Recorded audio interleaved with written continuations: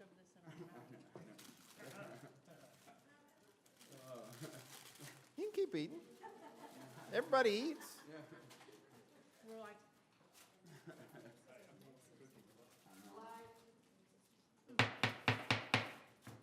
Good evening and welcome.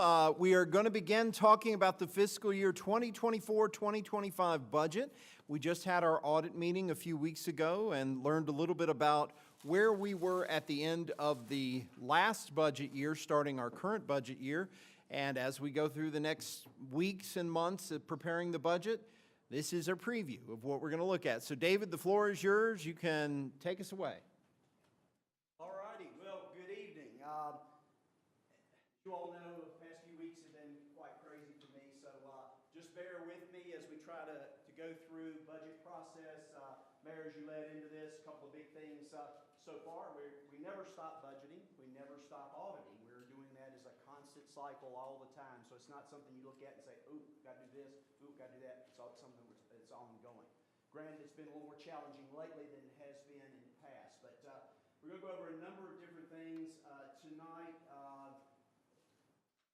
Jack Lew, he was the Secretary of the Treasury at one point, and then also he serves currently, I believe, as an ambassador to Israel. He had said the budget is more than just a collection of numbers, and that it is also a reflection of your values and aspirations, and that is certainly true. So the things that you want to do, you can get out of that. I also thought this was amusing. There was also a Brazilian political official, very involved in the government, and then also served as governor of one of the states, said that when you're looking at your budgets, a couple things you can do. If you want to be creative, eliminate a zero. If you want to be sustainable, eliminate 2 zeros on anything. So just a little something to as we think along and get started in this process. So when we're looking at this point, you know, it's sometimes a 50,000-foot elevation from airplane, but I want to try to drill down a little bit more and be closer to maybe a 10,000 foot. So you're going to get a few more details tonight that I normally don't do at this point. So we're going to go through. Feel free to ask questions as you go along. I think I've tried to put everything that I can think of collectively. We've talked about things you all have individually asked me. So I think we've got everything that I can think of in this budget presentation. So here we go. Budget preview, some forecasting, just looking in crystal ball. For 2025, nothing we're doing at this point is going to, it's a reflection of several years worth of stuff. So just know this is not a shot in time, this is kind of a cumulative kind of thing. So just as a reminder, our 2024 budget, the current budget that we are in, is a total of $71,784,499 is our total budget. And general fund is the largest portion of that budget. See, the electric fund is not on there. Where's the electric fund? Okay, well, the electric fund's not on there, but the electric fund is about $14 million, and then the general fund is $34 million. Just a reminder of our rates and taxes. The current tax rate is 84 cents, and I gave you a previous rate history so you can get an idea about how long it's been since those rates have increased. You will recall the last the last 3 tax increases have been related to school construction, capital construction, and then school needs. And then we had an electric increase, and this is the base rate increase. We've had a couple of wholesale power adjustments over the past 5 years, and most everything I'm doing within a 5-year time period because that's the things that are most applicable. I've got a little bit of history information, but electric rate has been level since 2019, with the exception of that wholesale power adjustment, which is that pass-through that comes through to us from AEP. Water and sewer both went up last year, which is, you're going to see, help that fund tremendously. It had been a long time, and you know what kind of improvements that we've had to put into the water plant and water lines. And then sanitation has been a few years, but it's a healthy fund. It does well. Basically what it covers is the cost of operation and then the trucks themselves. Just very quickly, just a reminder, you know, our budget goals, you know, continue to be the same. We're always trying to minimize the impact on citizens, be realistic on our projections, assume reasonable future economic conditions, maintain a high-level service. I think that's one of the hallmarks of what we do is we made sure that we kept all of our services going, and it is a very good list of services for a city of our size. We pay for the services that we receive from our outside agencies, which you all will get a report on that a little later on. Preserve the financial health of the city, reflect our expenses accurately, keep a reasonable size of government for the services delivered. Some of that is put upon us by outside sources, but generally we run a very small government operation with most departments doing 2 or 3 different functions. So, and I think we still do that well, and we do it efficiently. Grow the path for our community, what we want to, as far as recreation, economic development, public services, those kinds of things, advance our quality of life. That's one of the things I hear over and over again from friends and people that come to our communities, how great our quality of life is here, how many recreational facilities you got. You've got a river, you've got things to do, places to go, and how close you are to other things that you can go to and see and visit and that kind of thing. So that's a great thing for us. Stabilize, restore, and grow our fund reserves, reduce the reliance on the transfers, address growing expenses, and then keep a sustainable business climate. And that business climate is our business climate because we are a business. Financial goals, these are generally the shorter term things that Callista and Dawn and I are looking at. Oh, yeah. Thank you to all of our budget team. All of these folks are involved. I even had to bring Melissa in, and she's helped, and her intern helped me get PowerPoint together. I could not have done it without all of these folks. So our financial goals generally, to continue to meet the accounts payable obligations. We want to make sure that bills are being paid and that we're doing our payroll. We pay off and address the TAN, which is our tax anticipation note that's due in June, figure out the plan for that. Establish a plan to meet the early 2025 expenses. That's that July timeframe when so many things happen as we transition from one fiscal year to the other. So making sure that we're able to accommodate that when we roll into that this year, because all the new things, all of our debt service for the schools happens in the month of July, and those are 2 pretty good sized payments that we'll talk about later. And then of course the big thing is just growing back those reserves. Other fiscal considerations is we've had to adjust our fiscal and monetary policy to meet conditions. I mean, it's just been the way it's had to go. So much has changed in a very short period of time. We've had to change the way in which we address many things out there and trying to stay on that as we go along. It's been an expense challenge due to the rising inflation and supply chain issues. There's just, everybody's experiencing it. It's going to be harder for a community our size. That's been one of the difficulties. Ongoing post-pandemic influences, whatever they may be, our population demographic changes, and then any outside influences, whatever those state agencies, budgeting agencies, regional agencies, any of those, whatever they may have, are coming into play in all of this. Before you leave that one thing we haven't talked about significantly at our meetings is inflation that we've experienced. You've been able to absorb most of that over the last 2 to 3 years. Out of a $71 million budget, how much inflation do you think we've actually experienced? 10%? 15%? We know that many of the supply chain things have been 10%. Generally, inflation rate is 3.5%, so you know you've got at least that much. Part of the evaluation when you have reserves is to levelize that expense back to the taxpayer. So rather than them be paying that as you're having it, you use your reserves, and that's what we've done to keep up with what's gone on over the last couple of years. But over the last couple of years, faster than with inflation being so high the last couple of years, it would likely be in the millions of dollars for the city of Bradford, correct? I mean, is that? Yeah, no doubt. Yeah. I just was thinking about that earlier today as we were going through that we've never really quantified how much of that $71 million is actually a couple years ago would have been 10%, 15% less based on inflation. And of course, everybody's experiencing it, but your growth, if it's not at that same level, doesn't equal out. And that's where reserves end up being an issue. And we also saw that directly, but in an indirect way through our employee health insurance was, what was the increase last year? It was 18%. So you've got that in there, right at a little over $1 million. that expense, every department that's been in my office has said, this is more because of, this I can't get because of, and I'm gonna be able to get it in 3 months. We have to get it because we need it. It's wire, it's a light pole, it's a bulb in the office. Whatever it is running higher expense. And trying to keep up with inflation as we've gone along. That was the plan for the budget for 2024, but inflation, as we all know, grew faster than.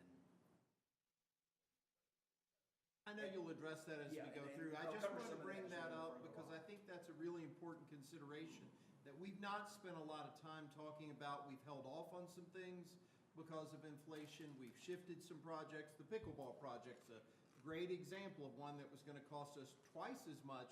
If we did it at a certain time, we backed off and lowered that cost. But I think that's something for us to keep in mind as we go through this, that everything hasn't been equal and that dollars in 2019 are not the same as dollars in 2024, just as it is for everybody that lives here. And to that point, the other thing that's happened as well is many projects that were planned were actually 2.5 to 3 years ago that took that long for the materials to come available, whatever. So it wasn't like you were spending it all in this past year. Right. It took that long for some of those projects to catch up to us that were started back in 2020 or FY 2021, 22 time period. Do we have any upcoming projects, knowing how much inflation there is, that maybe we should take a second look at? You talk about East Main, you talk about some of these other things. East Main is our biggest one, and right now we're just kind of getting the engineering piece of it done. We're not gonna bid it out till we know the climate's good, and then we know we've got the money come back in. That is primarily grant funding through ARC, but you have to front the money up on that. So that's what we're watching to see. Still, it's got 2 years to be able to do it, so it's not something we have to start immediately. You know, we hope to be able to get some pieces of that underway, at least lighting improvements downtown, help make a difference in economic development. So sometimes that investment you're making is generating that next piece of what you want to see, and economic development is one of the priorities that we want from council, and that's the thing that's going to generate additional dollars. But that's, other than, we got the rake at the hydro that is old and malfunctioned, so we've got that. That'll be in next year's probably expense. And then we have one item in the water fund. Well, no, 2 electric ones. One is the wire that's going to string over to North Radford for the electric department. The other is the replacement. Everything else pretty much in the water department is about done. So we've got the water department stable, everything's going well. You know, we've got everything going well in those departments. We don't have any other big expenses. The street sweeper is the only thing that was left. We hope to get it in another month or so, but it's actually a budget and a half, 2 budgets ago that will come in. So we're not planning projects that don't have. Okay. Answer your question. Yeah, thank you. Quick question on the East Main being grant funded. A lot of times the grants are a match. How much of this, we pay it up front, how much of this is reimbursable through the grant? It's $700,000. A lot of it's in kind, so electric department's doing work on it, public works, water department. We've got a lot of crews that we already pay and have on staff, so they're gonna be doing the bulk of the labor and some of the materials installation, but like the big things like pouring the concrete, that's gonna come out of that $700,000. Lighting, I think, was part of our side, but we buy lights, or it's part of our programming. Our light, the sample light that we were supposed to have is now another month behind. That's the other thing that's caused us issues now, not gonna be delivered until about part of March. So most of those things, and then the pavement itself is part of that VDOT program that we got unexpectedly, which is gonna be state of good repair, and that will pave all of the street, and that won't be any match. And at that all. money is sequestered. That state paving money is a totally separate fund. Correct, and that will come to us whenever, I gotta watch the timing, because that will come to us at about the same time that sidewalk project will be done. And when you say in-kind, you do mean there's a dollar-for-dollar match on the city side on whatever the grant will be? Correct, so our match is, you know, if we've got an hour's worth of public works, electric department down there and putting wire in, that then matches over to the, Okay, thank you. cover that? Okay.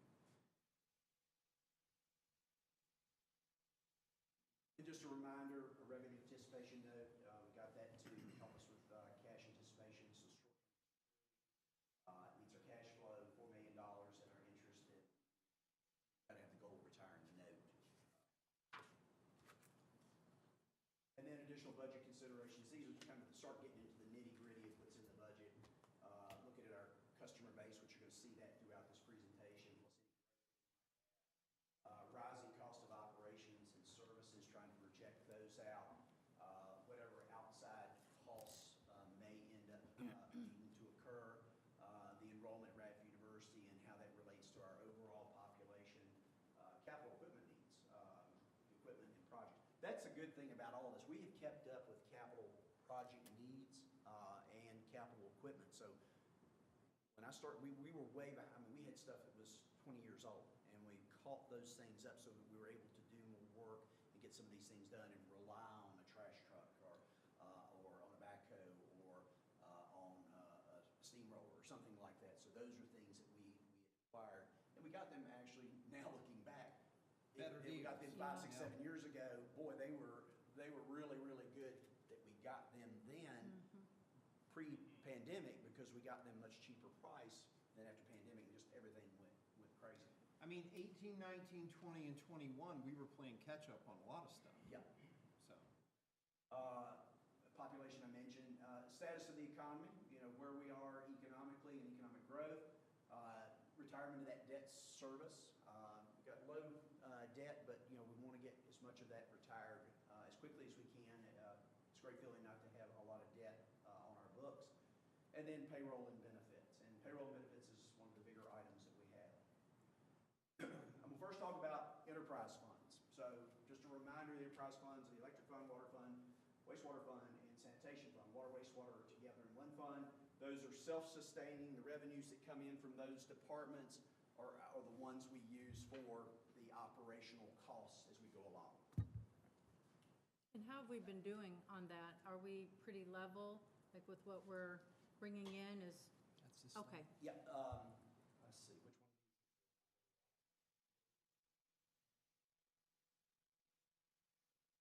Okay, so this goes back to 2013, and you can see electric's in red. So you can see the foundry closed, electric operations, and this is that position dropped. We leveled off. And the economy was improving pre-pandemic. We were starting back the other way. It doesn't cover all that in this, but other slides will. And then the pandemic hit and we dropped off. And that was when we were using operations just to keep things going. Good thing about water. Water has stayed pretty level, had a couple little dips in it, but it's done pretty well. It dropped in the last 2 years, but with the rate stabilization, that forecast is going forward. And then pretty tried and true, other than we had some pretty good revenue that came from the foundry and disposal of the materials that was up there.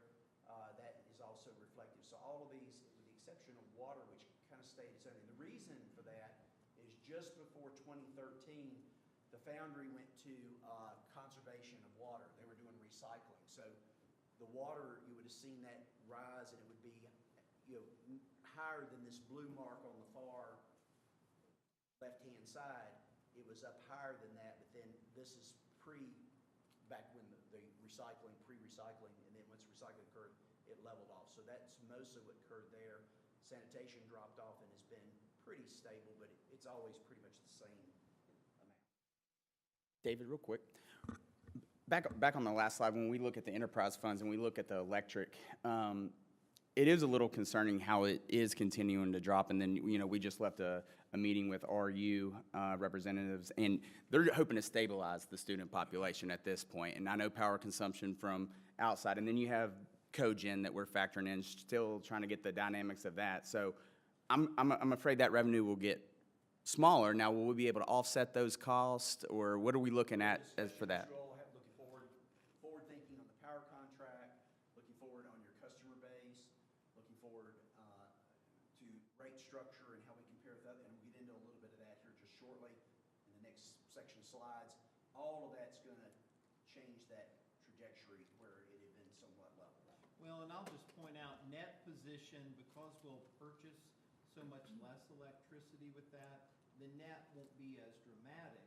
But, you know, it is what it is, and we've known this for a while. We were trying to move away from such a big transfer because of all those factors going in, not just to mention businesses putting in new energy efficient electricity, people doing it in their home, so that they use less. And so that impacts us, you know, even if it's just 10 or 15%.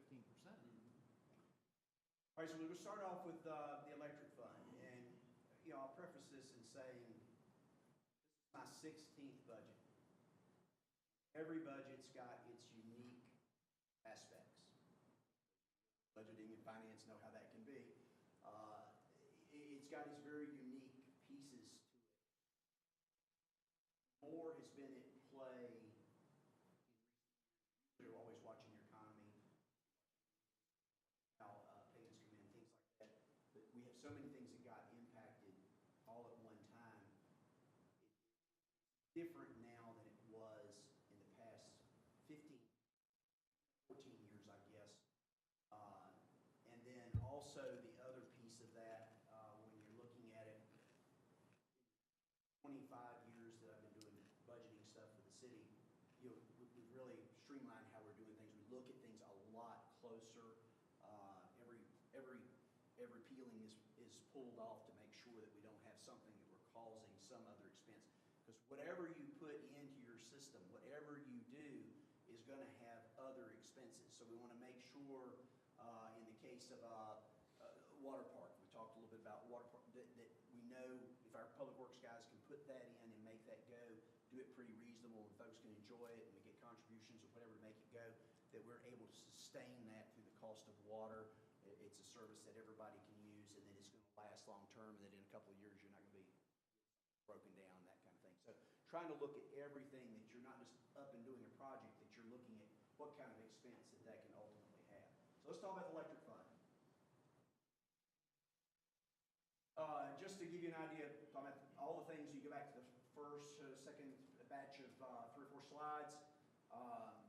This gives you just an idea of the breakdown of customers, 7,500. That's a growing number because of the economic development we've had. We've got $12 million that's been invested in the past year in economic development projects. That's resulting in more customers, more facilities, more folks in our community. And then I wanted to show you, so everything pretty much, I've gone to audited numbers. So when you're looking at the audited numbers, those are the real numbers that we work with, and then the budget's based on those numbers. So I wanted to kind of take you back a little bit to tell you, look at, you mentioned a couple of times earlier, look at our numbers, the variance here, you can see how it has dropped. About that just a little bit more later on. But then this transfer to the general fund, and this is causing issues not only for the profitability of the electric department, but it's also, you're having to pull from reserves to take care of the general fund. We've got to get beyond, we've got it, this is time. I mean, this is a real eye-opening that we can't go any further. We've got to take care of that. The health of the electric department is good. I mean, the profitability is good. Let me get, this is our big number. Right now, this is as is. I've tried to do budget projection numbers. What you see in 2024 is the budget number. What you see in projection is what we now know that cost is going to be. So you can see how that number is rising all along. That's the AEP cost of power in our city. That growing, we've got to keep an eye on that, because that is the cost of what it takes for us to buy power.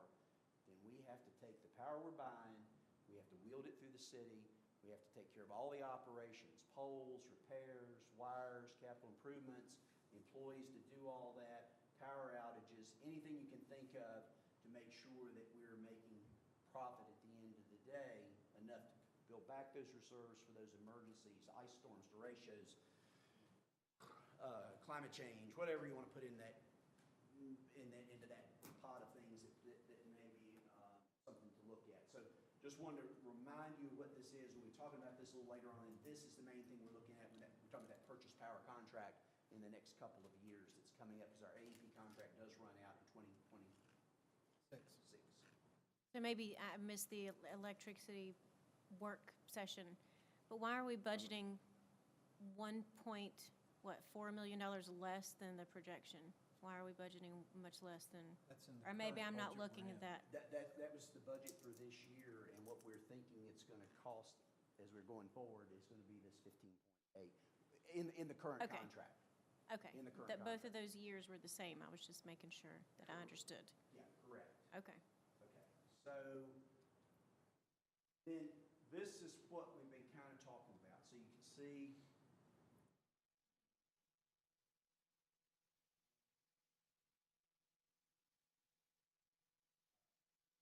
see 2013. So this is one of the few slides we go way back. You can see, look at the profitability. That was when Foundry was here. We had a couple of large retail stores that closed. We had another industry that profitability was there. Foundry closed, profitability shrunk. We stabilized. We had new businesses coming in. Started getting that gap a little wider, and then virus comes in, population decreases, purchase of power is going down. So now we've got expenses and revenues getting really close to each other, and this is the operating activity. So you got to then worry about that transfer to the reserve fund. Quick question right there. So it looks like it's accelerated between 21 and 23. Is there anything in particular that, I mean, I know COVID was 2020. Yeah, but so the cost of power is just, yeah. The cost of everything's more expensive. That starts reflecting that bump up of the operating expenses over the last couple of And years. we've not raised our rate since 2019. Mm-hmm. Yeah, so that's going to be something we're looking at. My dyslexia is playing with me on this.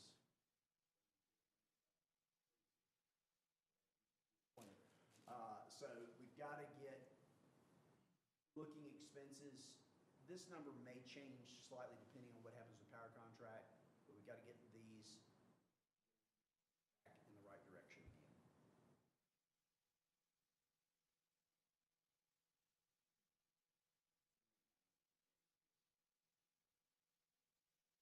So just a reminder, our rate, that's the rate that we've had since 2019. We've got a rate study that's underway by GDS. I hope to have it by the time we get into the budget details, just so we can look at it and see if it's something we need to consider. And then rates per 1,000 kilowatt hours, you can see on the right. The only thing that we think is not correct, APCO has had a rate increase. We can only find the 157.63. We think it's about $13 more. So you can see Bradford, where we are, going from least expensive to most expensive, we're in the middle of the pack. So we've got pretty good, but AEP most likely is going to be more expensive than that, so it's going to move down in the numbers. And these, the ones that were chosen here, are Blue Ridge Power members. They're ones that have communities similar to us, have a university in them, are following similar to us in the way their economy tracks and things like that. Do we have what the communities by us are at? Do not. I have not gotten that far yet. It's still a little early season.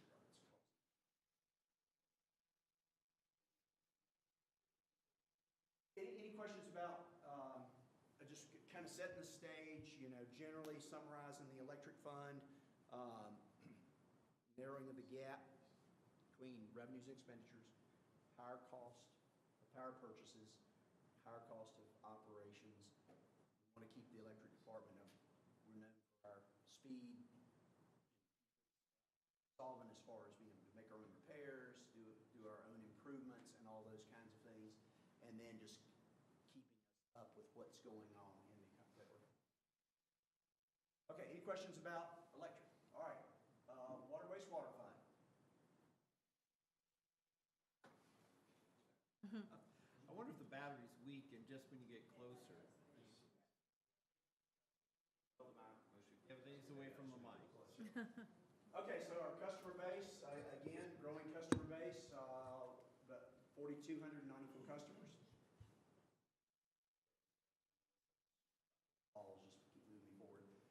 Again, looking at audit numbers, budget, you can see bottom line numbers aren't that great, but you will remember that the reason that is because we had so many improvements that we needed to do, lines and the water treatment plant to bring it up to speed.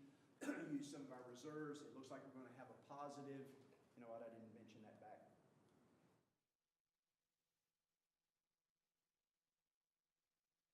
Very early numbers, but you can see our variance for the budget. You know, it looks like we went in the year at the electric department at about $500,000. It's early projection, but we may be back up to the 2.5. Because in those numbers, those top numbers, we have included in those, in that budget number, Kelly, to go back to what you were saying, the reason they're the same is when we do a budget, it's a balanced budget, so revenues and expenditures match each other. That bottom line number is already included, and that's the number we hope to be able to transfer to.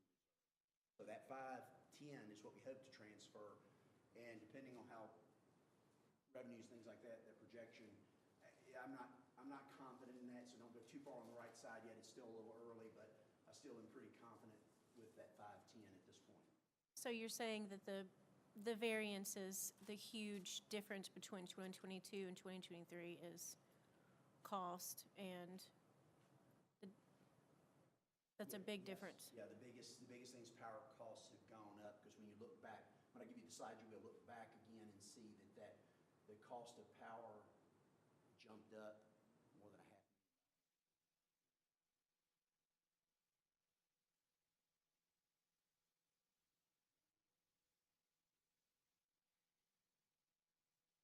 All right. So looking at the wastewater fund, again, improvements to the plant. We've now got everything repaired. We think with the rate increase, conservatively, we were gonna be at 105. And these are all based on December numbers, so we're trying to go through and look, that's not including the January numbers, but based on December and that 47% usage. Because remember, we have been cutting. I mean, expense, whatever we didn't need to do, has been cut out of the budget. We've frozen as many personnel positions as we possibly can. So we are seeing some savings in the expense side. So that's why you're seeing those expenses at 47%. Revenue numbers, some of them are popping around 50 to 52%, but some of them may be the timing of numbers. I'll know better about that as we get another month and a half behind us for that part of it. So just, if we stay on track, there's a good chance the water department could be doing pretty well in its projection for the variance at the end of the fiscal year. Biggest cost center for water treatment, just like we had on electric with power purchase, is the Peppers Ferry Water Treatment Authority. It was about, David, remind, 2.5% was their increase for this year. But it doesn't look like we're nowhere near the amount, so whether or not rainfall or probably usage would be my guess to some of it, because the population was based on the original numbers and not the numbers that we're using now. So our projection could have some savings in it, just a little bit, so that's adding to our total profitability variance for the end of the year. But it looks like we may be at like $1.7, $1.8 million years in. Again, taking a look at when you see these numbers, water is all over the place, water and sewer combined. You see the expense of the operation. The expense has been higher because of the improvements to the plant. Projecting this on out, this number is coming down. Crossover, we're hoping expenses and revenues are crossing over this year or into next year, so we can get back on a profitability track with reserve savings for the water fund.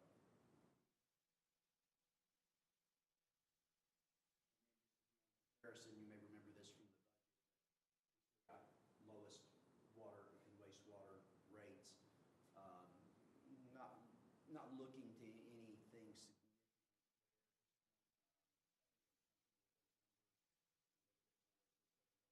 But if that stays on track, we're probably where we need to be for a couple of years.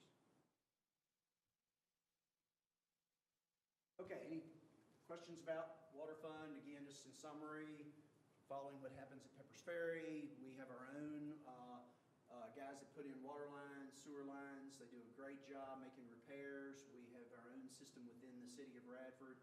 All of those expenses, plus the ones for Peppers Ferry, are added in together to get that expense.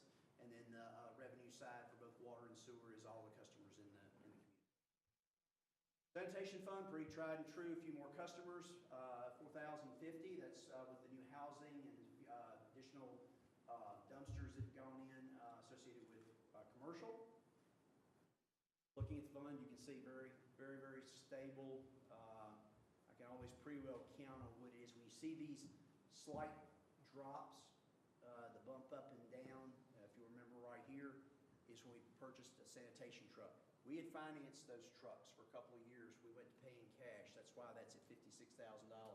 We paid cash this last go-round for one. So we just paid that and made I think our last debt service payment on the other truck. So it's done. So we own all of our equipment, no debt except for the, oh gosh, it's left me. What is that we paid Pulaski the?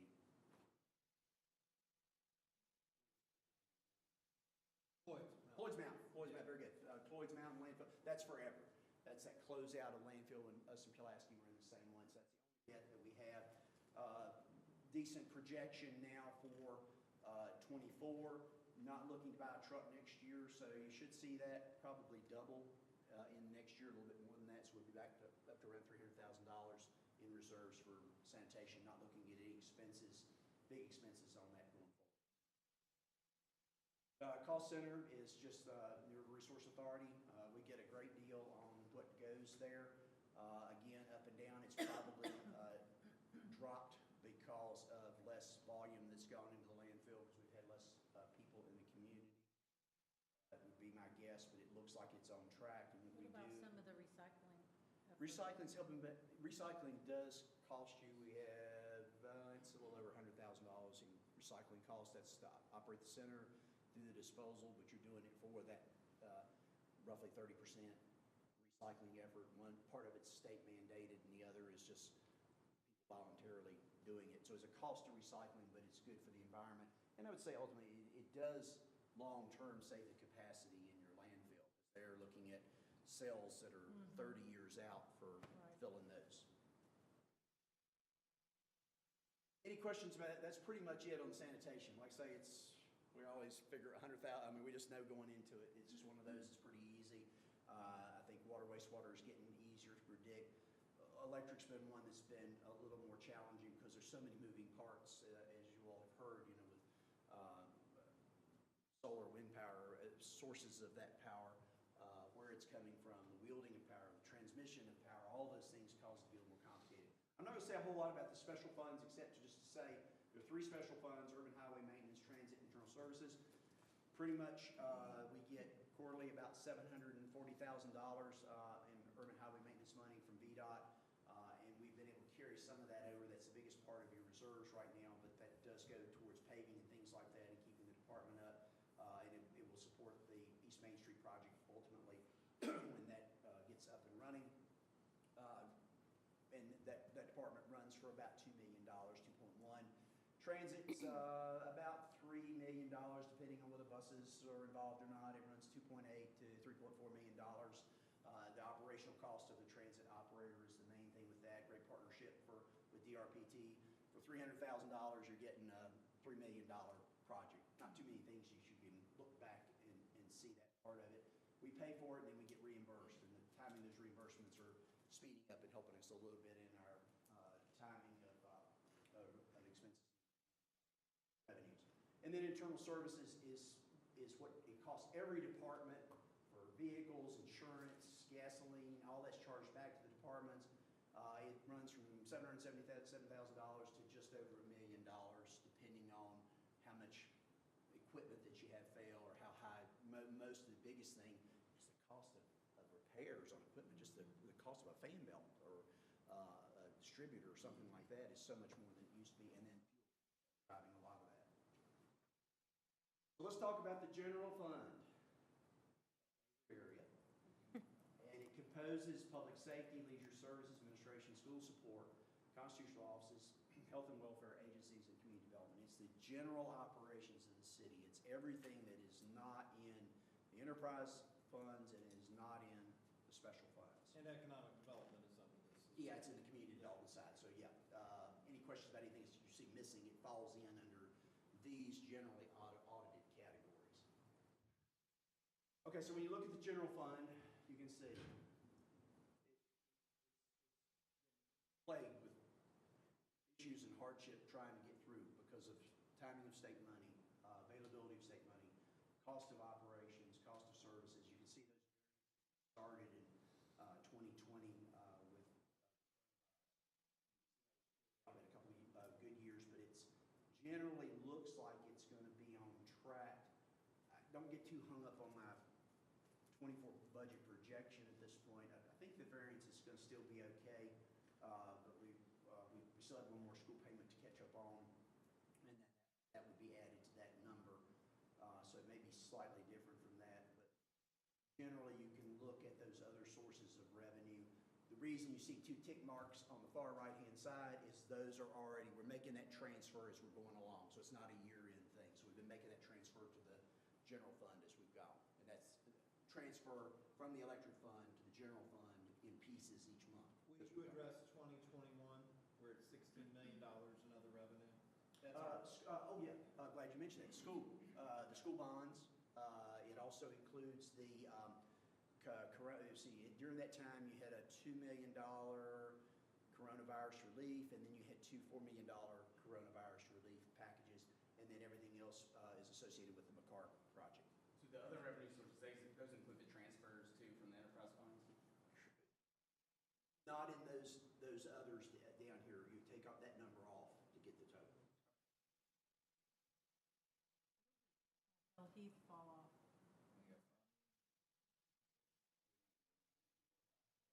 20, 30. 5 years, there's a step down, but it's not everything, but then it's like 10 more years after that. Yeah, the McCarr debt, I think it's 2040.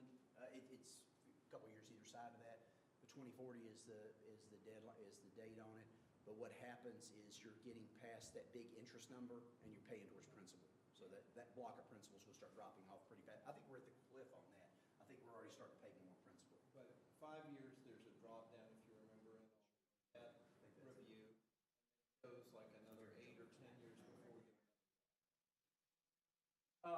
Just looking at a couple of the general fund, big revenue sources, what drives the general fund is the property tax. And that's personal property and real property. And then you can see following up with that, and I just wanted to remind you a couple of numbers.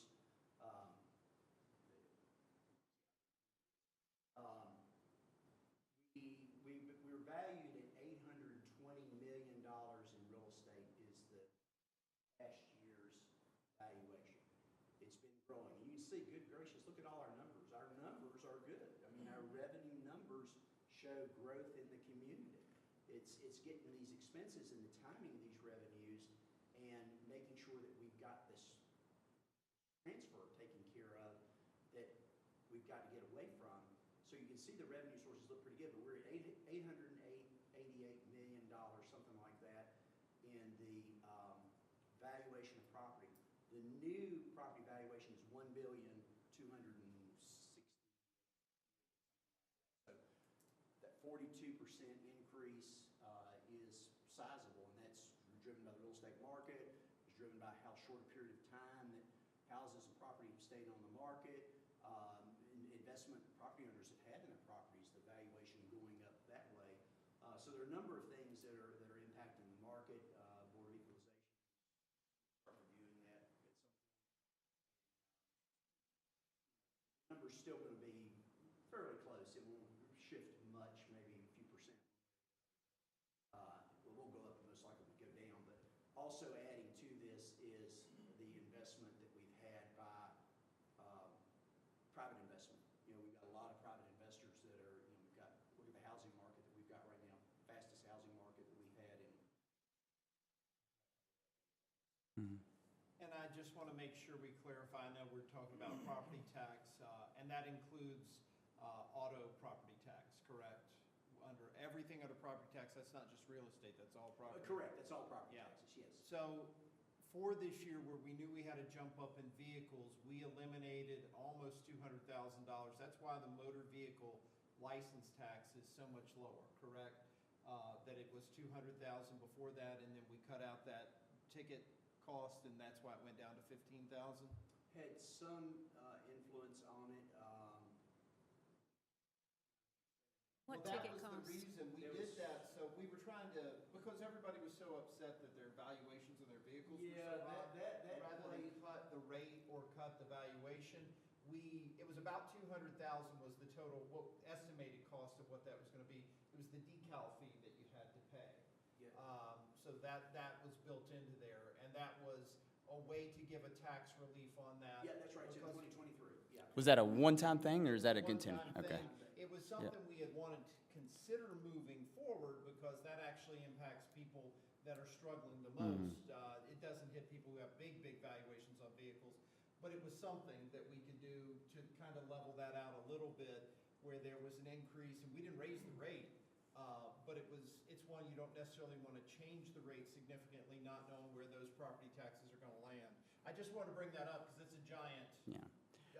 decrease, and I didn't know if we had talked about that. Do we expect 2024 to be back in the 200 range, or? Okay. Okay.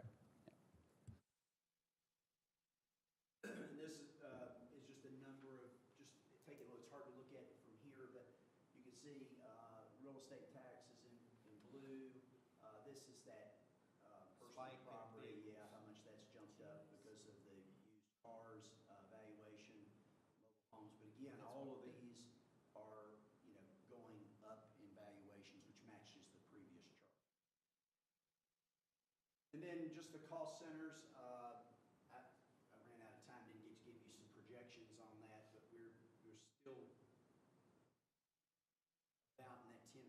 But when you look at all the different categories, mostly wanted you to look at the history. Tried to hold the line on cost of government operations. I mean, you don't see substantial increases. Some of them are grant-driven, but you can see, the biggest lion's share is in our public safety programs. That's fire, EMS, sheriff department, welfare and social services.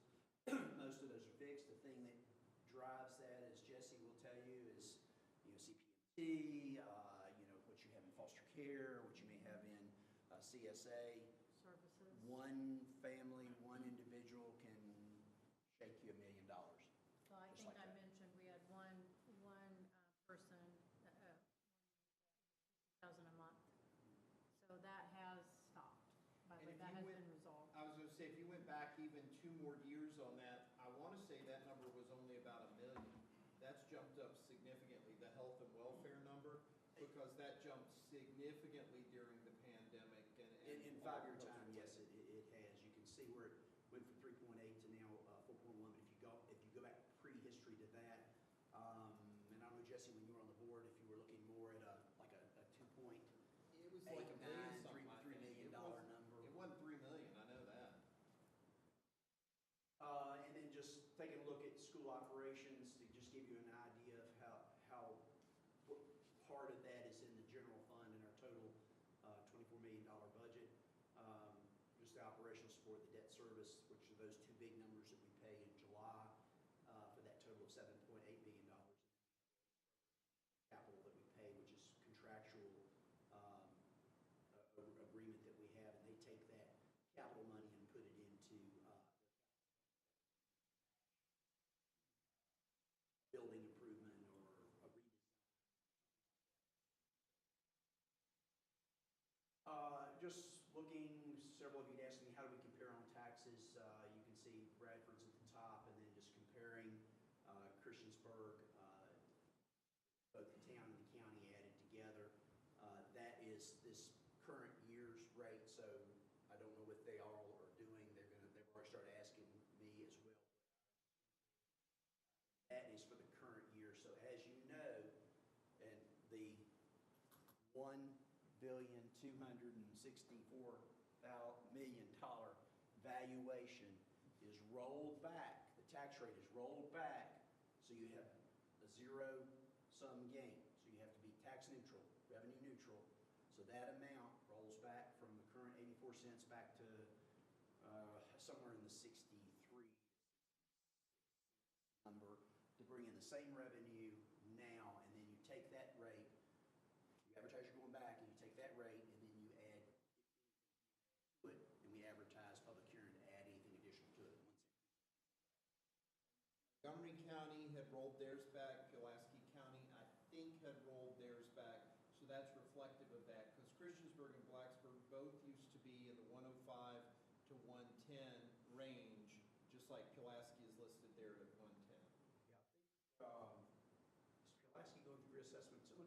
same schedule as us. No, but I think Pulaski, I want to say they did theirs and Maybe they, theirs the was last county, year. but I don't know.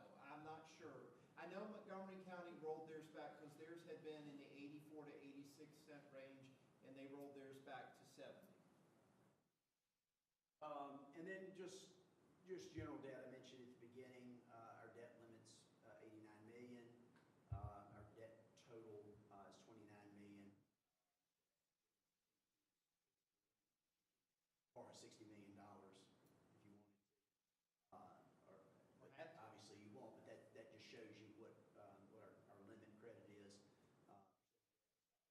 And then per capita debt's very low at 1,700.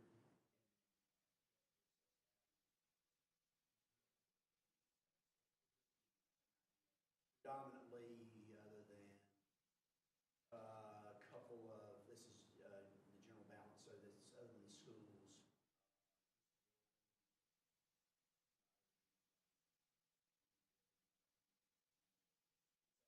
Stormwater project and stormwater system.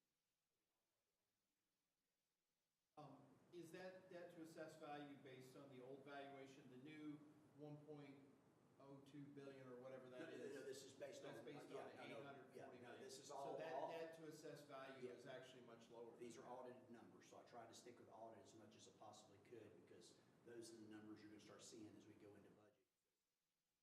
Past couple of years, audited numbers being the same, there's no point in budgeting anything different. We need to go and pull the audited number and use that as our driving source for.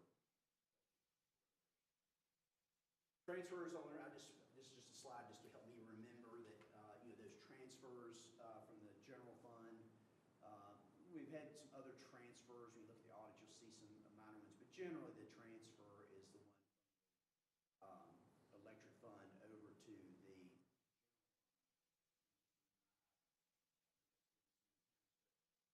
reason that transfer occurs is because everyone pays an electric bill and not everyone pays a property bill, because almost 50% of our property is non-taxable. So you raise the rate 10, 20, 30 cents, but you're only going to have half of the amount. And when I give you that 1.2 billion, that is the taxable.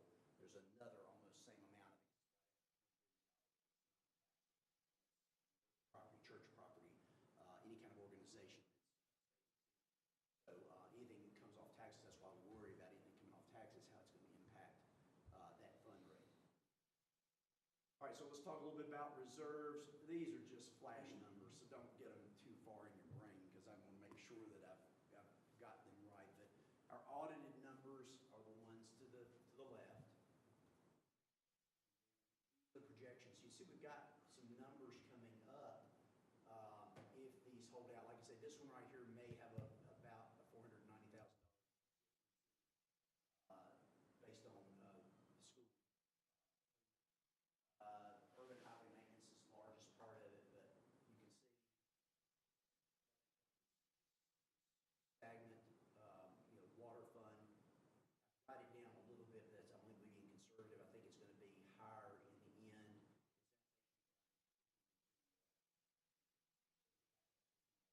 This is just the unrestricted. I did not do anything with the restricted, the committed, the designated. Got it. And urban highway maintenance, we can't transfer to something else. That has to go to paving, so that's kind Got of to be really restricted. careful with that one, but but it can support any street. Any kind of paving. Yeah, any kind of Yeah. street, anything that's on public right-of-way, it basically supports the operation of the Public Works Department. The only thing we have over in general fund is about $400,000 to $500,000, and that's the park, anything that happens in the city parks, mowing, landscaping, anything that occurs there has to come out of. And then just look, this tells our story, here during 2013, reserves were high because we had huge revenues from a very large industry that dropped off, we leveled off. And if you remember, we were gaining a lot of ground, getting these back up, and boom, COVID hit, and we dropped back off again. So we worked hard from here to here. You can see how fast we jumped up. So, it's not a stretch to be able to get from here to here and then from here to here in a couple of years. Well, It doesn't take a lot to move the needle with conservative spending and the right revenue streams. In your projection for this next year, potentially, we're gonna be back up to at least 2020 and halfway between 2020 and 2019, potentially. Because that's not on there. Yeah, That just hopefully ends at it'll be 23. somewhere in the 2020, we got a ways to go to get 2018, 2019.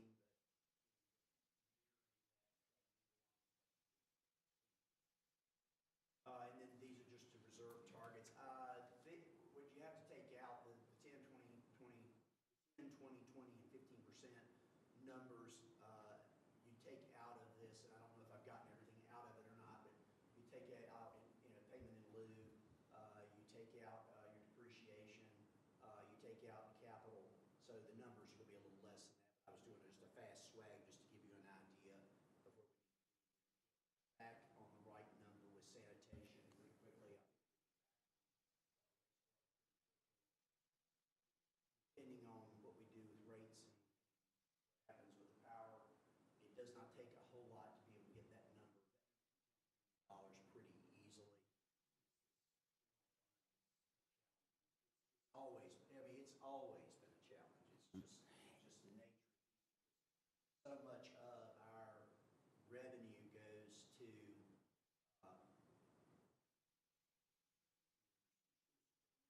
wrong with any of that, but just note that's the areas Public that safety and public schools. safety and recreation. When you got those large pieces out, there's not that many big pieces outside of that. So it's to come in and say, well, oh, you just could just cut all administration. Well, administration's doing 3 or 4 different jobs. You got to have a few people that are doing some odds and ends.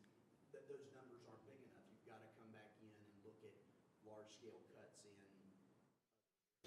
Is that your reserve target for the end of this year? So when we're sitting here next year, this is where we want our reserves to be? That's what our auditing practices are and what you do. It's the, I guess I should say a little bit about that. So the way you figure up your reserve amount is it's the cost of operation. So what you want to be able to do is have about 60 to 90 days worth of operating capital. So if Right. disaster happens, you've got enough money to be able to take care of any kind of emergency, pay your bills and those kind of things. That's what these numbers do. It gives you about 90 days, right? In about 90 days of operation. I mean, that number looks like the 90-day operation. I'll make sure, pretty sure it's 90 days. So that's where these target numbers come from. Very similar in a lot of localities. You can raise it up or down depending on what you need to do. I'm sure we can run the sanitation fund for less than $200,000. I probably can run the water plant for less than that. Electric and general fund are going to be a little more challenging with the things that you just can't.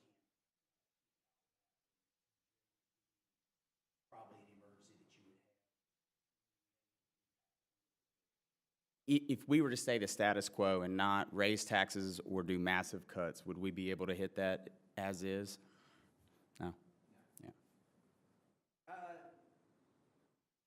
Over Yeah. time, we Time, can potentially grow it, yes, but but in a year, that's, it's going to take a couple of years. I mean, that's what we have to focus on, is it's not something we write overnight. It's going to take a couple of years to get. But everything I see is attainable, whether it's me. This is the plan you got to follow. This is what you got to do to make it go, and this is.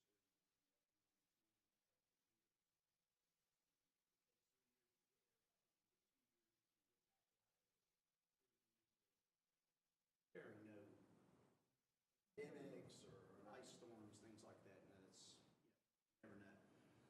So what's going to go into the budget as we start developing the FY25 budget? All the things we talked about up to now. So when we look at budget history, when we look at auditing history, and I'm focusing on that auditing history, those inflationary projections, whatever they're going to be, the federal aid, state aid, any kind of other projections that go into what we see coming back from state agencies, the departmental needs, the reports. I look at the gross domestic product. All those kinds of things are going to impact what and how we do things. Redford we were going to be one of the fastest growing communities. We were going to pass 20,000 people in just a few years with growth, and now we're talking about 13,800 with some growth on it. So we dropped back considerably. So you have to take that into consideration.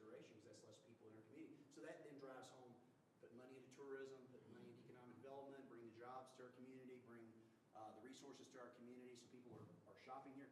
Hey, the best way to make money is get somebody from outside to come in and help pay for our budget, so let's get them here to do that. Insurance trends are just not going to change. We're looking, well, I'm getting ahead of myself, but in community need, wherever we see it, I think we do well in addressing problems, issues, things that people really need. So we're going to be looking at sustainability. Whatever we do, it's got to be sustainable. Looking at enrollment as that affects population, our financial stability and health, being again,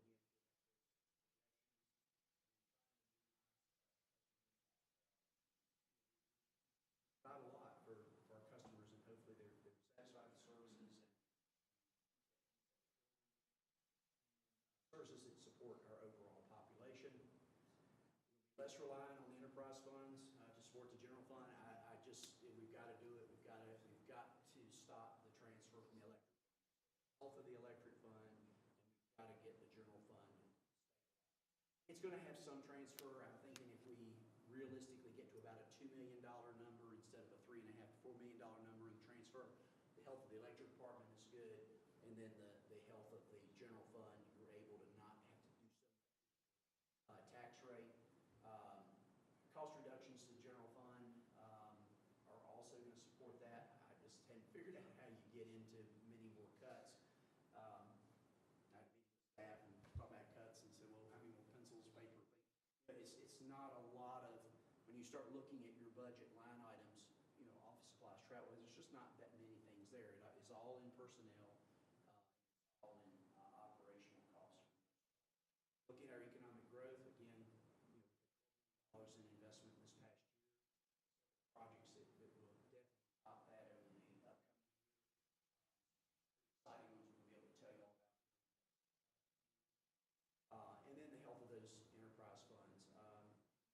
One of the hallmarks of the city is enterprise funds. We want to make sure that we have a good, strong water treatment collection facility to the water treatment plant, making sure that water is the best. All gold standards. We've been platinum, we've been gold a number of years, and then there so that when the lights go out,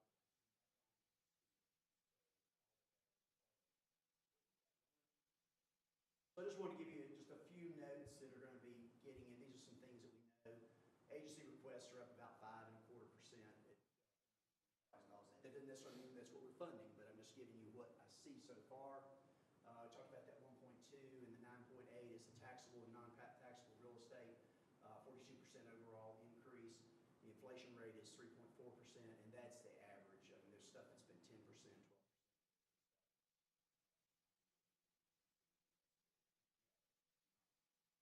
Population, that population number looks like it's,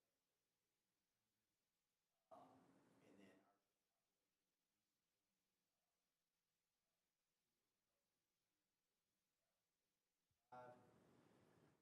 boy, health insurance is right now is up 13.3%. That's just the preliminary number, so hopefully it's about $500,000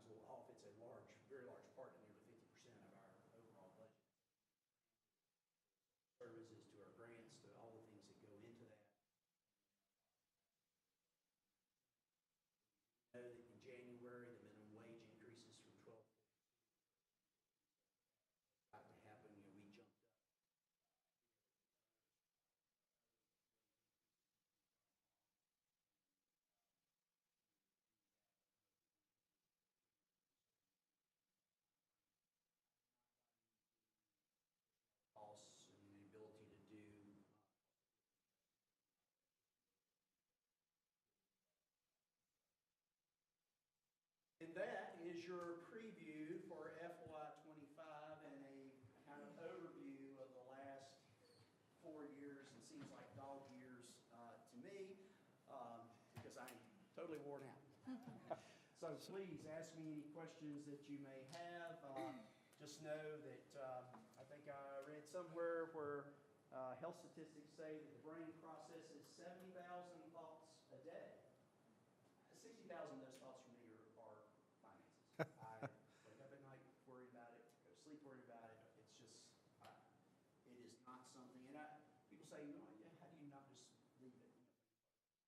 I don't think, I didn't care that, you know, you could do this job if you didn't feel and care, you know, and take care of things as you're going along. So it is what it is. Stones come as they may. I do my very best to make our community proud and to make our community be the very best that it can be and provide the very best services that are out there. And thank you all as elected officials. You do a super job.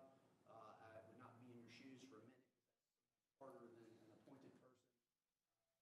Everybody's on the same team for the betterment of our Radford and the betterment of our community. So we'll get through this. So, Well, any thoughts, questions, anything like that? one of the big pieces I wanted to go on and bring up, and that the elephant in the room, was the $4 million revenue anticipation note. One of the big concerns we had, I think, and I'll speak for me, but I'm sure all of us, do you feel like as you're looking at the budget, I know you've got it in there as a financial goal, that we're going to be able to position ourselves where we don't have that cash flow issue? We'll be able to pay off the revenue anticipation note and won't have the cash flow issue as we move forward in this next budget. Glad you asked that question because I meant to talk about it earlier. So you'll notice that we were looking at a 4 million to or something like that profitability throughout all funds. That would be enough to take care of it, but then that puts me in a position for the July big payment. So we've got to look at it to see, you know, finance it. Do we want to do something a couple of years so that the hit, you don't take all your money out at one time. You know, it served its purpose. It got us through those rough first 6 months of fiscal year. Still a tough go. We're managing every week cash flow, but it's a little early yet. I'll know once I see January numbers as to how much. I don't know unless we take everything we've got to pay off the bond anticipation. Practical. What are our options then? I mean, basically, well, finance it longer, but I want to talk about this. That's the thing. Do you think you could find $4 million in expenses that wouldn't hurt the city, you know, knowing what we know? I mean, in terms of services, in terms of public safety, in terms of education, would there be $4 million there that we would be able to pull out? Yeah. You're talking about the big numbers.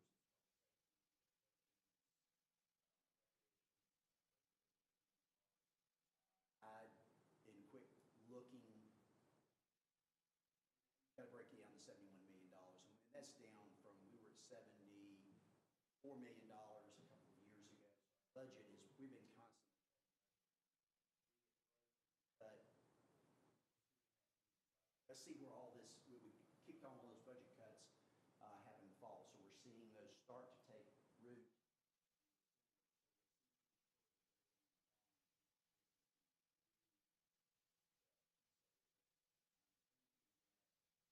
Cuts that we're going to need a couple of years, probably going to be double digit.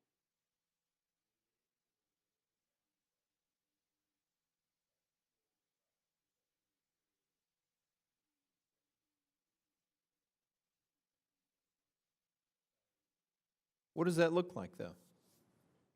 Well, it's going to be $5 million. But I mean, for Radford, if I'm a citizen in Radford looking at $5 million cuts to this city budget, what does that look like for me? Not looking at service cuts.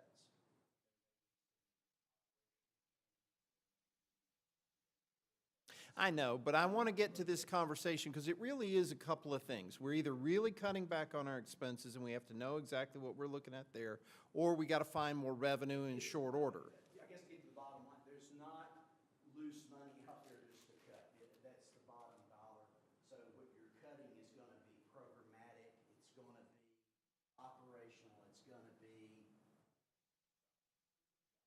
Yeah. And it's gonna be other things. I mean, it's whatever possible thing. Anybody's got an idea of something else to cut, by golly. Well, and I want to bring that up, and this is something we've talked about. You know, internally, sometimes folks say, oh, there's money we can save, there's money for this. Let's hear it. You know, if there are folks that work for our community, that have ideas of things that are realistic, bring it forward. We want to hear it, because I don't want there to be this narrative that there's all this money that we're not looking at, that we're not cutting, that we're not evaluating, and that somehow we're doing something incorrectly. I mean, the numbers are the numbers, and we've seen this, and we've talked about this. I remember for 3 years we talked about, do we need to raise taxes so that we can get that reserve number up? And we had that conversation over, you know, gosh, if we raise taxes during this time, it's right after the pandemic. This is, you know, during part of the pandemic, we raised taxes. We just raised them for the schools to pay off that debt. You're really between a rock and a hard place on that. So I'd like us to have that discussion, that if there are things we're going to cut, are we okay with cutting those things? If there are things we have to raise, are we okay with raising those things, and why? And going from there. But that's just one of those pieces that I think we've got to be honest with everybody and say, a cut means this, and it's going to hurt a little bit. Well, I think start building off, piggybacking off that, I think it would be helpful if we met department by department, department head, and almost fine-tooth comb their budget and to justify it line by line. What is this? Why do you need it? And that sounds archaic and what, Not bring everyone. Yeah. Each department comes in, I meet initially with all the department heads. We're a little early budget. Packages don't go out until next week to all the department heads. They'll have the message on whatever we're looking at, cut-wise, once I get to a final number, and I think that could type things at yeah. once. I get that, and I start meeting with the individual departments to say, all right, what happens if we do this, cut this, and you. Yeah. My job is to deliver to you all a balanced budget and make sure it's one that's sustainable and make sure that it is. Political decisions are, of course, you know, tax rate, Right. you know, increases, electric rate increases. Like I say, those are the only two areas that we've got to look at this point. I know before the pandemic, we talked about just doing small incremental increases, and the pandemic hit. Start that over 5 years, you know, you go up.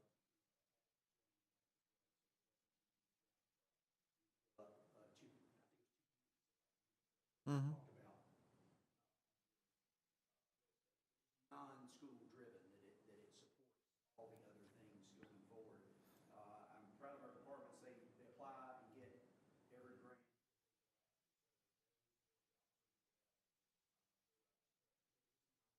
Real operational grants, most of them.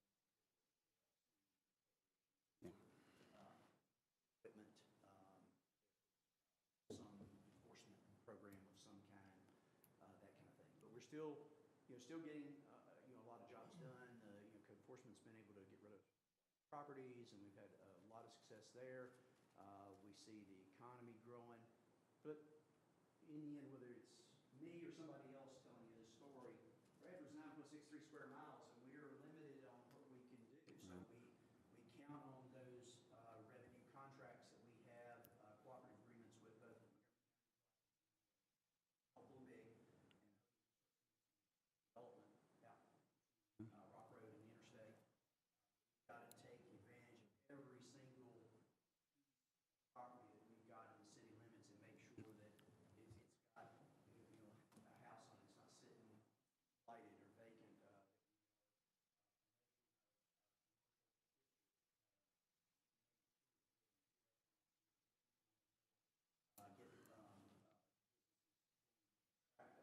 Was in Lexington here not too long ago. It's amazing how many outdoor-driven places there are. Those of you that have been there outdoor, they got everything. And despite the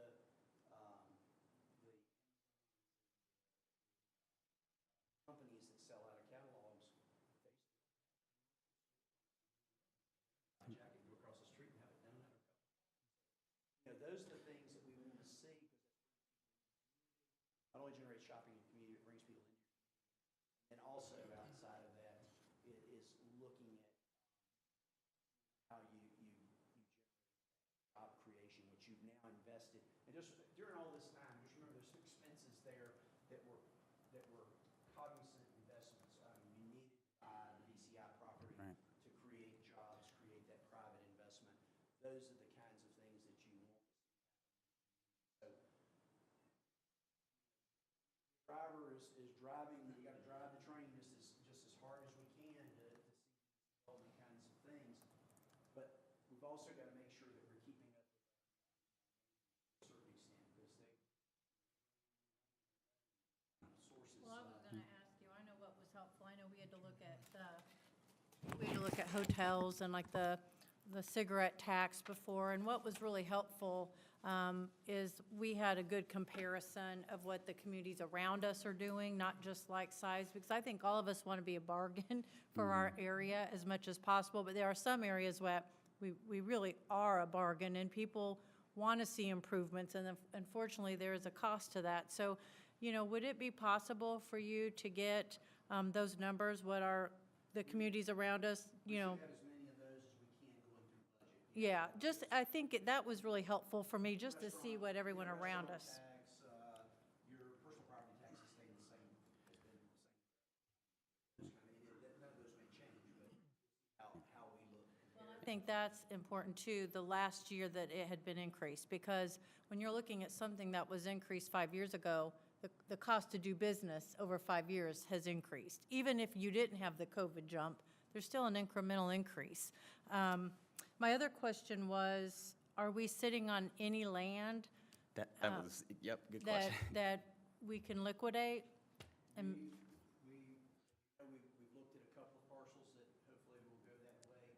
There's land that is unknown. We've been trying to evaluate that. I don't know what the treasurer has as far as taxes that haven't been paid, 5-year mark. There's nothing else really. Properties that are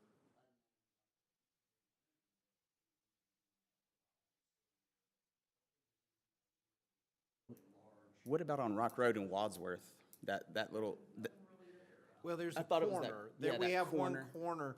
That's complicated because that's neighborhood-driven as well. That's a piece of land right next to Thermosteel. Yeah. right. So are they promoting that, or, I mean, would it be advantageous to list it? Or, I mean, do we see some development on there?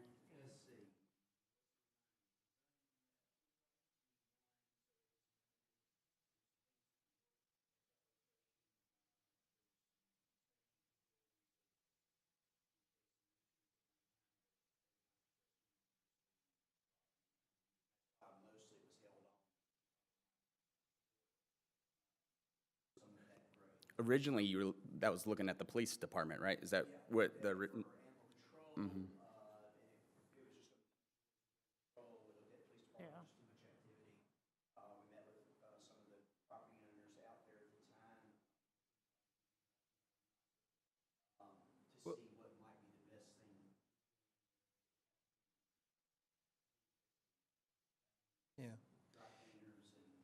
it's a good thoroughfare. It is. It was brought up again, though, during our community meeting with the neighborhood out there, because that's a very sensitive place. And so, again, like a heavy industry or something like that, that would be a challenge. And so it limits that value a little bit. Now, it'd be great, again, a bank or a restaurant or something that makes sense, but, It hadn't gone to anything recreation, it was such a Right. busy intersection, Right. you're a block away from the park we just fixed up. Well, and even that, with that Thermosteel being right beside it, that would kind of be the light kind of industry right there, so. Right, but it's complicated because the lot is not as large, like, for example, as the lot Thermosteel's on, so it makes more sense for that. But, yeah, that's one of those, that was discussed extensively when we met with neighbors in that area who were concerned about what might end up there. So, yeah, I mean, there's that, but then a couple other little small pieces of property, but, you know, we're looking at everything. Could it be utilized for a home? Possibly.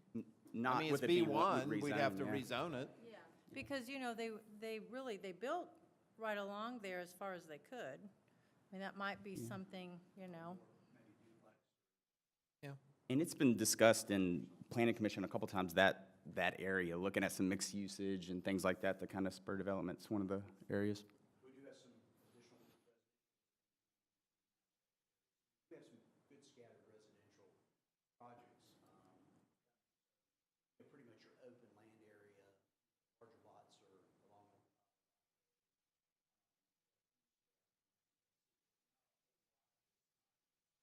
graphically you get back to that 9.63 square miles, it's not only, we don't have that much land, but it's either topographically challenged, Right. it's floodplain challenged, it's River. zoning challenged, Right. it's got something that's caused it to be and we do have properties that are generational, they just got lost in the generation.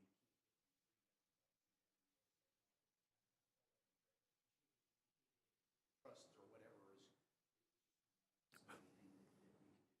But Those are the challenges, being the size that we are, the long term, we want to keep our independent city status and, our 9.6 miles, you just got to make the most value. Talk about going to a town. But to that point, over the last 5 or 6 years, we've talked about zoning and talked about what do we need to change and where could mixed use be and where could reimagined neighborhoods be. And we've seen some of that. And we've had record investment in all that time. We've talked about getting rid of some property if it makes sense or reusing some property.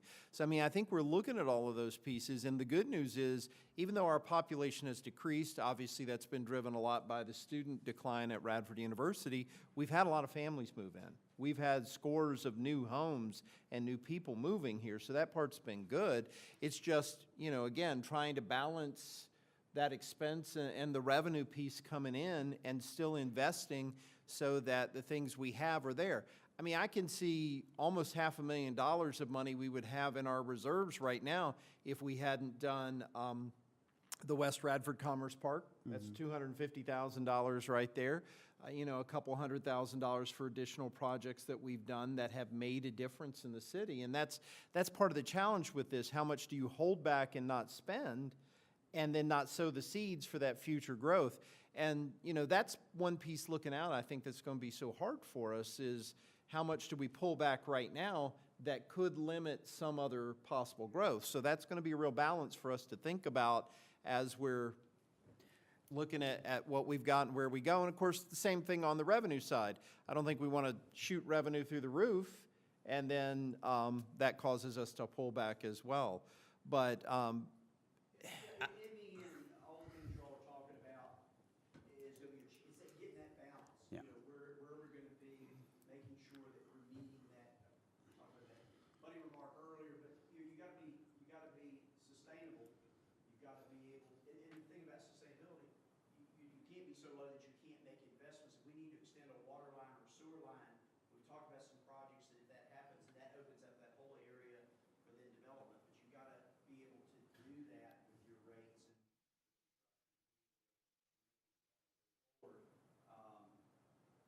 everybody's got their feel, what their pain is. So, I don't want to speak for anybody in our community to know what that level needs to be. But, those are the kinds of challenges that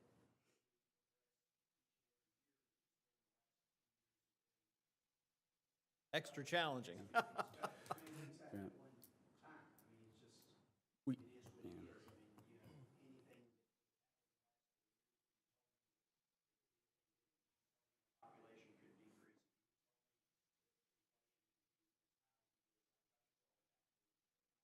To find inflation as high as it is, and thank goodness we're not.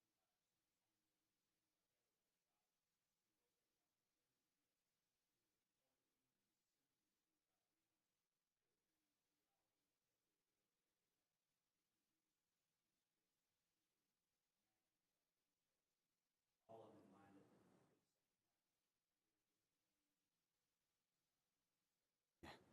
up. And with that being said, certainly we want to still be able to function, but I do think we need to significantly pull back and for the time being and stabilize and kind of get our bearings a little bit. But again, we do have to do services. We do have to think about the future, but knowing what we know with inflation and cost, it's hard not to. I mean, those costs of inflations on the dire emergency needs, we need to be able to meet those. And establishing what those are is, you know, the direction of all of us in establishing that. But it is just a concerning climate, and we're not the only locality, certainly, but that is feeling the pain of the cost of living, inflation, everything else. So, yeah. Bobby and Kelly, we haven't heard from you all. Do you all have anything you want to ask or say?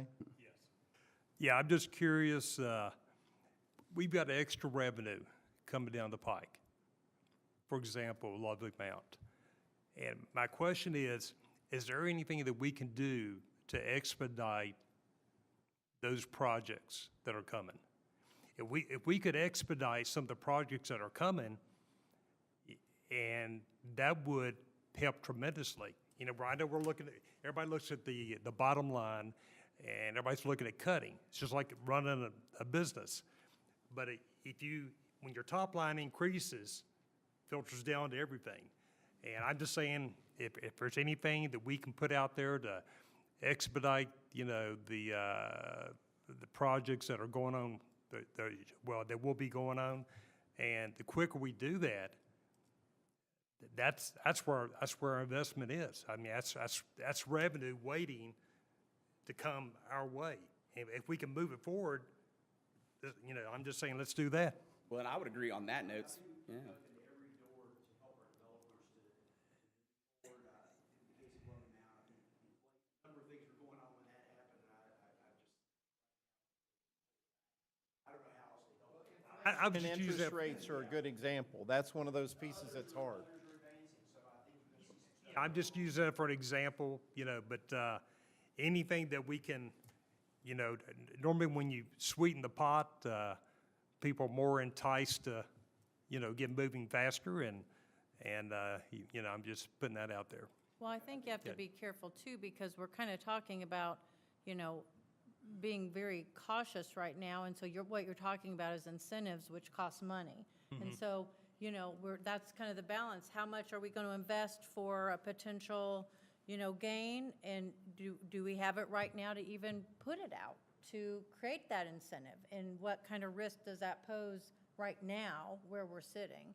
I think kind of on the line, unfortunately, of what Seth is saying, you know, this might be a time where, you know, as forward-thinking as we would like to be, our forward-thinking might be just stabilizing the accounts. Absolutely. And so I like that idea to get those projects moving, but if you're asking like a city, us, how do you do that? Sometimes it's incentives that will cost money, so. And there's one thing that I will think that we could do right now as far as moving things along, and I think that is aggressively working with the EDA on the West Commerce property.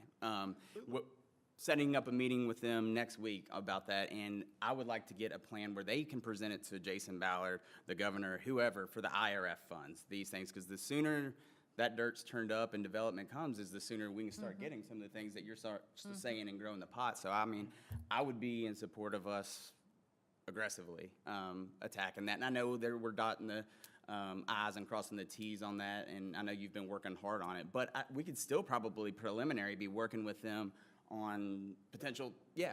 We had a meeting today, so that's still moving forward. You know, hopefully we'll get, that's a good source of funds, and hopefully by the time we get to April, we'll be able to do something with those. Because it's Well, exciting, yeah. One other piece that I would like us to consider, and Kelly, I'm going to come to you too. Do you have anything before I say anything else? We have some properties that we have some folks in the community that could develop.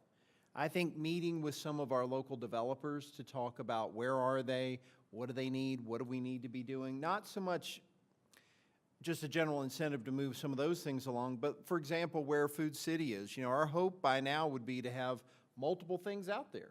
What can we do to try to accelerate that a little bit and to see what we can do? Now, that's private development. So again, that's up to people to do, but that would make a huge difference. If we had a couple restaurants, if we had a couple additional shops, if there was another pharmacy in town out there, that can make a big difference. And those are things that are completely doable with what we have within a year, 2 years. And I think that's part of the challenge.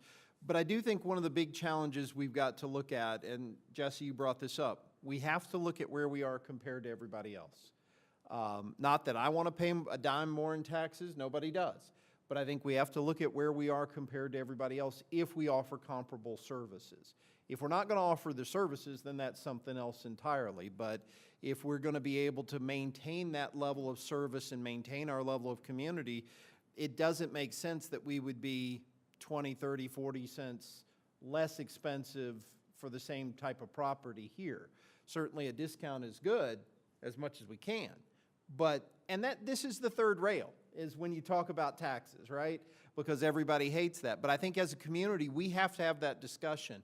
And anybody that may be streaming this or that may be listening, be a part of that discussion, because we have to be realistic about what we have. We were very fortunate 15, 20, 30 years ago that electric gave us such a tremendous profit. We can build toward that hopefully again in the future with other industries and other things coming to town. West Radford Commerce Park. But that's not going to happen in this budget cycle. That's not going to happen in 6 months. So as a community, we're going to have that discussion, because otherwise our expenses will go up down the road because we've cut so much today. We spent a lot of time over the last 5 years catching up on stuff that hadn't been done for a while, that had been savings. That's where some of the stuff we're talking about now. We save, save, save. That's awesome. But at some point that gets all worn out. And then you've got to actually buy a truck or spend money on a facility or do something like that. So That's why I feel good where we are, because, you know, we haven't kicked things, you know, the can down the road. We've had to buy the vehicles and things. So I guess I feel more comfortable with just being very conscientious and a little bit more cautious, because I do feel like we have worked those 5 years to get us to a place where there's some reliability in our trash trucks. And we have a place where people can take their recycle. And so we've made those investments. And I feel like, you know, we're at a decent place. We certainly don't want to slip any, but I'm also saying, too, it's not just 5 people up here to make all these decisions. Ultimately, we have to vote on it, but there's a whole community here. If you have ideas, if you have concerns, that's what these meetings are for, to have these discussions and for us to talk about what makes sense. We also don't have to take this whole bite in 1 year either. This is something we can build out over multiple years, which is what we had originally thought we were going to do. And then, of course, we had a pandemic. That makes it very difficult to have that discussion. But I think we're going to have to talk about, you know, where we are today, what things look like over the next year or two, and then what a 3 to 5 to 10-year plan looks like for our city, so that we're charting a course that is sustainable, that is growth-oriented, that doesn't overburden one particular era or time or type of people, but also gives us a realistic projection for where we go. Any other questions? Kelly? I'm not going to be the squeaky wheel and completely say everything that you guys have said. Obviously, we need to be careful with what we're spending. None of us want to raise taxes. We do need to look at, you know, possibilities of getting revenue. I do also think that we all need to be make sure we get on the same system this year so everybody can see the same numbers. You cannot budget if you are not looking at things that are transparent through every single department. So we need to get that done. That's ridiculous to me that it's been 18 years. And if we need to, again, bring those people in, bring the department heads in, look at everybody's things and what we're doing, you can often see things that other people have been looking at for 20 years and they don't see it, where a fresh set of eyes might be able to see it. I think that we're all concerned right now, and I think that a lot of the citizens are concerned. It's additionally concerning that where seemingly a few months ago we were talking about not having a problem with paying off the loan, and now we're considering extending it or not being able to pay it off. That was definitely not the discussion or the anticipation not so long ago, so that is concerning. That's still number one focus, though. It We can is, get there, but yes. it doesn't seem like that's going to happen. I mean, if we're honest with No, I'm ourselves, just saying that, yeah. I mean, from discussions I've had with others, it doesn't seem that that's going to be likely that we will be able to pay it off. And if that's the case, then fine. I'm not going to shut down the city or approve anything like that. So employees don't get paid and we don't have resources that we need. And, you know,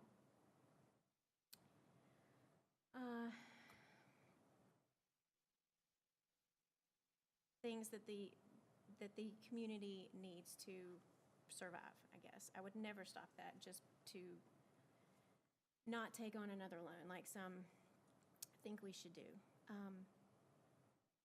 And like I said, I'm not going to repeat everything that you guys have said. I think we're all kind of on the same page. We don't need to do anything extra right now. We just need to buckle down and review things and stay the course for a little while. And So- that will be the first thing, we will stick with I the saw it, cuts and yeah. all, very I first, saw so it on I your- appreciate all the comments, that's great.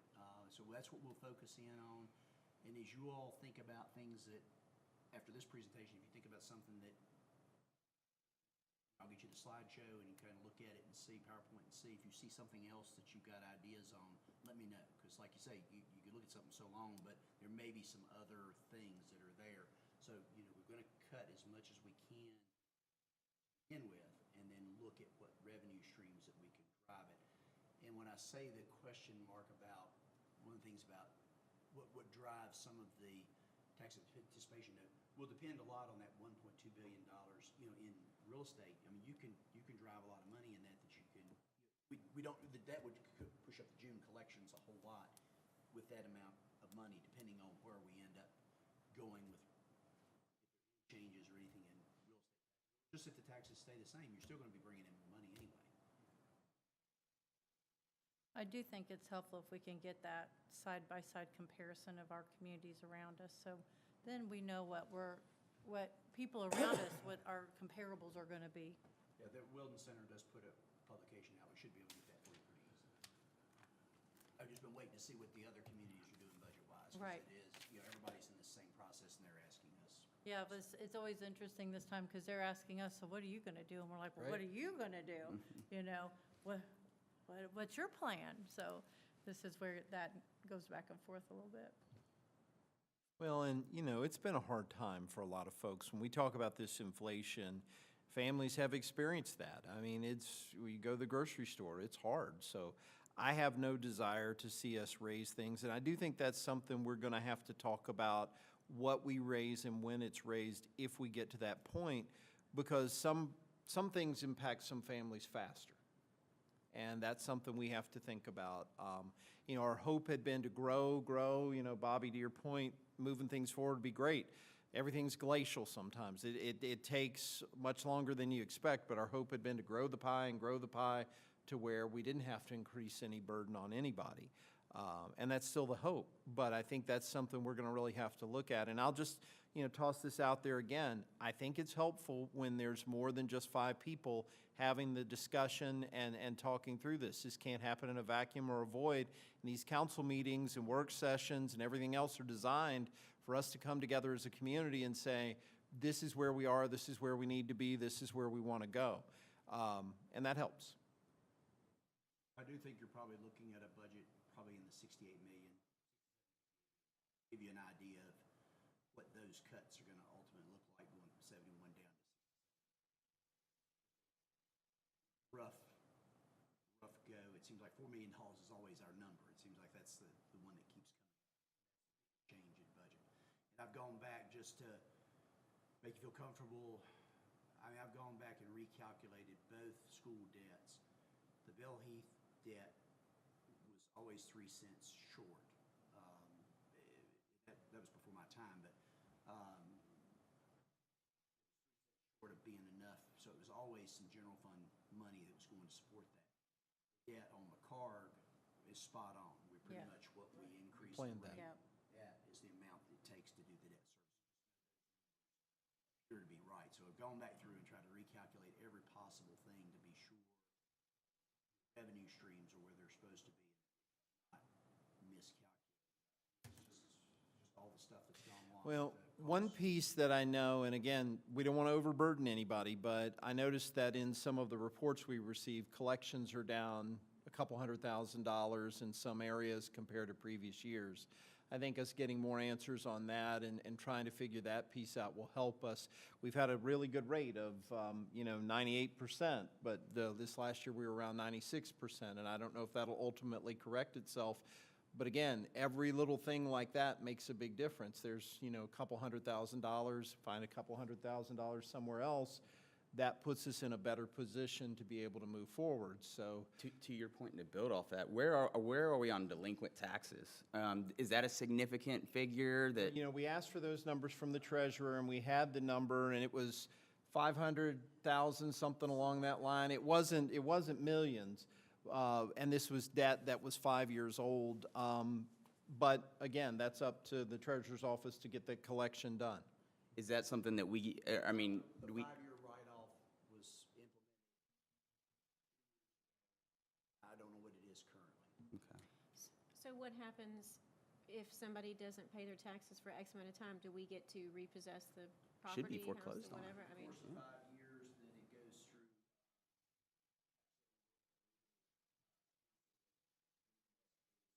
If it's an estate, or if it's a. there's a long just process. inmate or whatever, and it takes a little bit of time.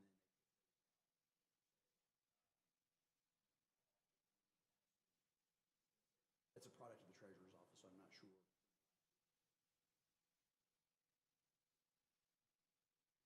Any questions? That's a lot of information in 2 hours' time. Hopefully it's helpful, gives you some idea of where we've been, what we're looking at, and where we're going as we get into the next 30 days in budgeting. And as we go, I think I'll be having another meeting probably first part of March. It gives you a little bit better idea of where we are before your actual budget presentation, which is. So again, I'll throw this out there to our community. These meetings are open. We are streaming them. This is an ongoing conversation. Be a part of the conversation. If you think there's something that 5, 7, 8, 10 people are not seeing, let's have that discussion, because we're not wanting to leave anything sitting on the table somewhere that we could perhaps do differently, and to participate in that. But we will publicize all of our meetings moving forward with the budget presentations. We'll have those discussions. We will have to make a decision by the beginning of April for anything related to any taxes regardless, because tax tickets have to be printed and then out for the June collection. Correct. Yeah, okay, I'm glad you mentioned that, because I didn't even talk about the budget timeframe. So we'll get the letters out to department heads and their packages next week. They generally have about 2.5 weeks to put together their budget proposals. And I go right into meeting with them to go over those proposals, any additional cuts I see, or them justifying either cuts or expenses or whatever they've got. And then we start finalizing data first part to middle part of March. Budgets, we try to conclude the book part of it by the end of the month. 4,500 line items in the budget. And then the school board budget's due by the 1st of April, and that's set by code. And then after that, you would have your budget. I usually know the number from the schools. That's why I'm able to do it like the last couple of days of March. Once that's done, then you will have a couple of meetings where you all then will digest the budget, make any further cuts, things like that, over a 2-week period. And then we have first reading on tax rate if you decide to do something different. Either way, there's going to be a public hearing on tax rate, because you've got to go down to revenue neutral. So just know that that's going to happen. And then the second meeting of the month, you'll have your second reading. Let's talk about that for a minute, because we have to have one meeting where things are advertised at the rate that is revenue neutral. Then we have to have another meeting that's advertised at the other rate before we can do anything. But it can be the same night, but we would have to plan for that in advance. So I just want to keep everybody in mind with that. Not that we're going to do anything, but we're limited. And then you start getting into times where you have to advertise several days out. You have to have time to have first and second readings, so that we don't get up against it to where we can't make a difference if that's what we feel is the course of action. What drives your time is the 5th of May tax tickets go out. So you have to be done a few days before that, so the commissioner can certify the land book and the treasurer can send out the tax tickets. I'm sure that we're doing this, but, you know, I know a couple years, we got the school's budget, and there were some pretty significant increases and some pay raises that were unexpected. You know, and now we have a new superintendent, and, you know, I think we have to have a realistic conversation. We've invested very heavily in our schools, and I think we should. I've said before, that's one reason I'm sitting here, is because I really felt like I needed to help guide that. I thought that was a priority. But I also think right now, I mean, everyone needs to tighten their belts. And when the school comes up with their budget, I think there's always a certain percent of increase, and they need to understand we're decreasing. So you're not seeing an increase here, and they need to be very mindful and be evaluating what they're doing as well. So I just- agree. Yeah, I agree. Anything else?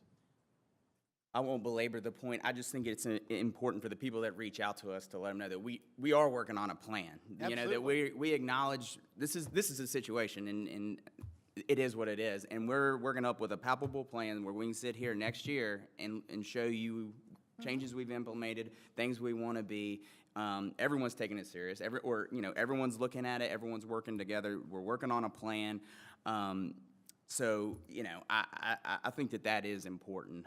As people reach out and they're concerned, some of the things that we have done, non-essential rehires, we have frozen that. We're looking at our cuts. We're looking at our budgets. We're going over our budget.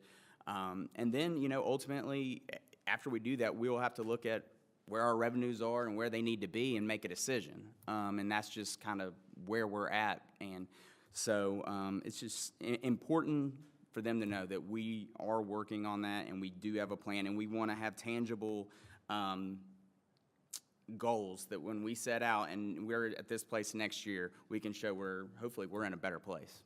So, And I want to say thank you. Thank you, David. Yeah, Thank you, yeah. Melissa. Thank you, Dawn. Thank you, Melissa. Thank you, everybody. I know this isn't easy, and this challenge of this last year has been hard on everybody, trying to figure out, okay, where are we and why did things happen the way that they are and where do we go? But I agree, and had we been in that boat a year ago, we would have enacted that plan prior to last summer. But having said all of that, we're not in horrible shape as a community. If you look at our revenues are positive. It's just we've had this massive growth. Inflation has been a part of it. A lot of the things that have eaten us up, we've chosen to try to keep us in a good place and not pass along a lot of costs during the pandemic and the immediate post-pandemic era. And I think that's hard. Looking back, maybe we shouldn't have done some of the things that we thought were the most important to keep us going during that time. But I think hindsight is always 20/20 on that. And maybe there should have been increases along the way. And that's 20/20 as well. But having said all of that, I think we've tried to navigate this with as little burden as we can possibly have and to still smooth things out as we move forward. We've been looking at so much and how, you can just pass all those costs along to people, but that's our community, that's us. And that starts to become a big challenge for everybody. And I But think it's important to point out that a lot of the projects that people see around the community were grant funded. Absolutely. And so that money was earmarked. We couldn't, roll that into the budget. Those are projects that, And they- things were scaled back significantly. The Phased. East Main project is an economic development driver. That's the biggest piece of it, and that's one of the pieces for us. Again, 5-6 years ago when we were getting started, we said we got to improve the economy of East Main Street and get things going, and it just makes it hard when things hit you that you aren't expecting along that line. But I appreciate everybody working hard, and the whole reason I'm saying this at this point is I want us to try to look at this as a community and not point fingers, get into camps, be negative about things, because that's not going to help us. What we've got to do is chart a course that's going to help us. We're going to lead that effort, we're going to work on it, and we're leaving no stone unturned. But if we fight against ourselves, it is only going to hurt us. And working together as a community, we can come up with a good solution to help Radford move forward. And so with that, we'll go on and adjourn tonight. Yep. One quick thing. You will notice a different person sitting over in the clerk's seat. Jenny and Brian had their baby, and we congratulate them. Melissa has had to quickly step up into the clerk's role, and we appreciate it. She is the deputy clerk, so it's nothing you have to do administratively, but she and I have met, and we are going to do our best to try to have council information ready early, and just because we're all covered up with stuff right now, and we're still trying to do all the other stuff. So just know, if you got something coming for council, the department heads know that. Get it to us quick as we can. You may see your agenda packet on Wednesday. That's fine. So just know you'll have it early. Thank you. We'll go from there. And if I've made mistakes, or if Melissa made mistakes, probably my mistake, so make sure. Well, and- know that, And we thank you, Melissa, for stepping up into this. You know, congratulations to Jenny and her whole family. But thank you for stepping up into this. And for our citizens who are out there, we are going to continue to publish the agenda and the online location where you can see the meetings. We do want you to come. Well, I would love to see every seat full here with people that want to have these discussions and want to participate, because that's how we move forward. But we will continue to do that so that everybody can know, and there's no question about where we're going and what we're doing. All right? Thank you all very much. Good night.